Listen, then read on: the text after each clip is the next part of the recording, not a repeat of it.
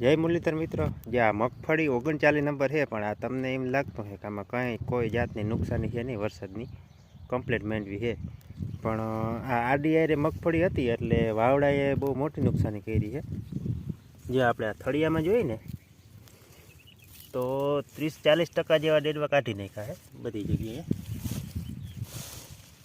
જે આ બધી જગ્યાએ ટૂંકમાં જે આ બધા ડેડવા નીકળી ગયા છે. આમ સર્વે કરવા કોઈક આવે ને તો એમ જ લાગે આમાં કોઈ જાતની કંઈ નુકસાની નથી, પણ અંદર આપણે જઈએ ને તો ખબર પડે. જે આ બધા ડેડવા નીકળી ગયા, જે આ રહ્યા. હવે આ ડેડવા બધા ફેલ.